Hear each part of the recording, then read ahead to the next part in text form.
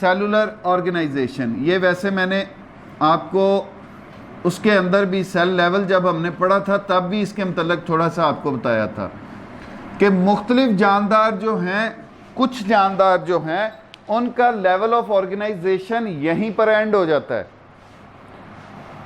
कैसे एंड हो जाता है कि वो एक पूरा जानदार एक सेल पर मुश्तमिल है, दैट्स इट, उससे आगे कुछ नहीं। ना उनमें ऑर्गन सिस्टम्स हैं, ना उनमें टिश्यू लेवल है, ना उनके अंदर। अच्छा जी, अब बेटे ये जो सेलुलर ऑर्गेनाइजेशन है, हम अगर इनको टाइप ऑफ सेल्स की बुनियाद पे देखें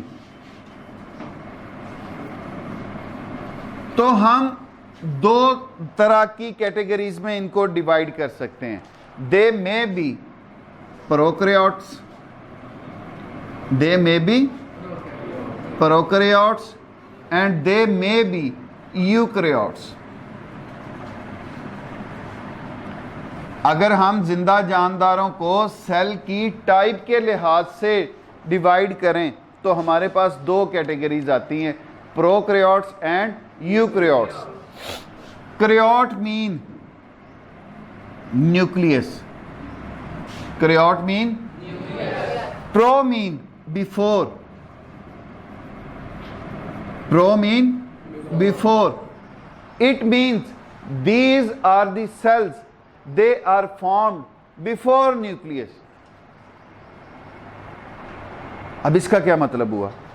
इसका मतलब ये हुआ sir, they do not have prominent nucleus. इन सेल्स के अंदर वाज़े न्यूक्लियस मौजूद नहीं होता। इसके साथ साथ they do not have membrane bound cell organelles. इनके अंदर मेम्ब्रेन में लिपटी हुई ऑर्गेनेलिस भी मौजूद नहीं होती। वो कौन सी? Endoplasmic reticulum, Golgi apparatus, mitochondria, वो भी इनके अंदर मौजूद नहीं होते। अब यहां पर कैरियोट मीन बेटे न्यूक्लियस। ये जो वर्ड है you, EU, that means true, that means true. अब इसका मतलब क्या हुआ टोटल मिला के?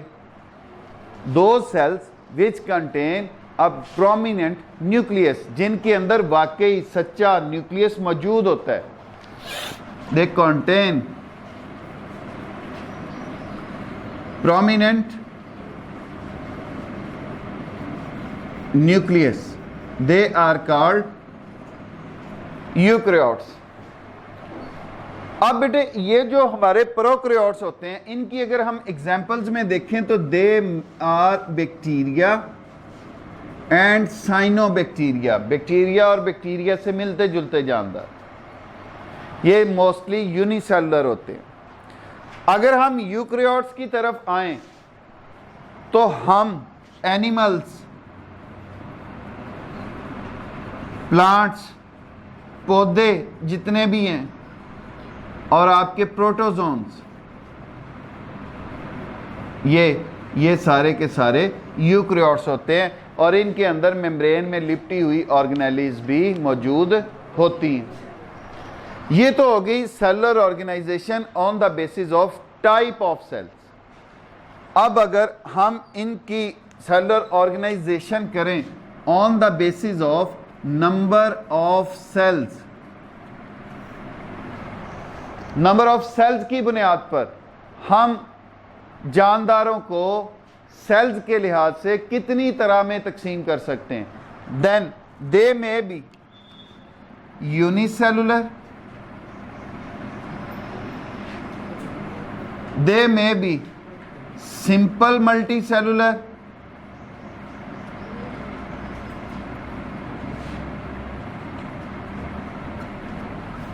and they may be multicellular।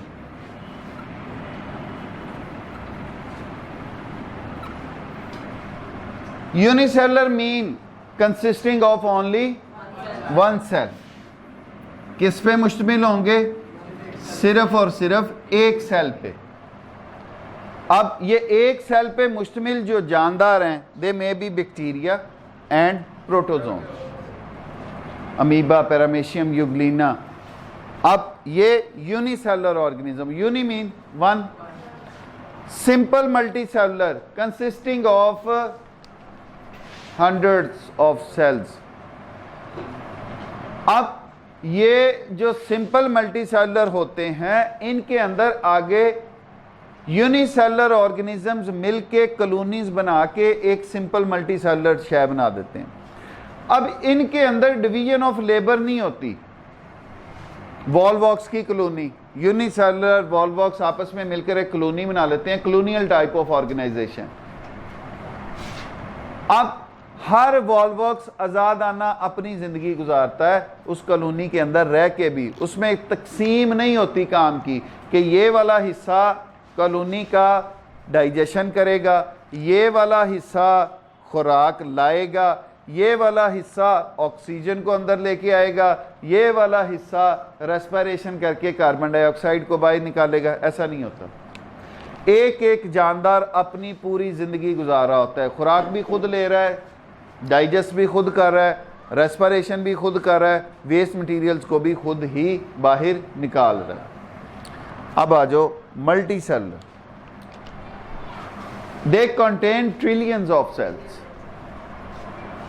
इनमें लाखों करोड़ों सेल्स जो हैं वो मौजूद होते हैं, जैसे कि हम, जैसे कि पौधे, जैसे कि दीगर एनिमल्स।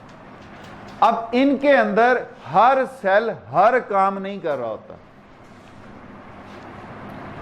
यहां पर मखसूस सेल मखसूस काम सर अंजाम देते हैं, मखसूस टिश्यूज बनाते हैं, मखसूस ऑर्गन्स बनते हैं, और हर ऑर्गन हर काम नहीं कर रहा होता। That means there is division of labour among the sales.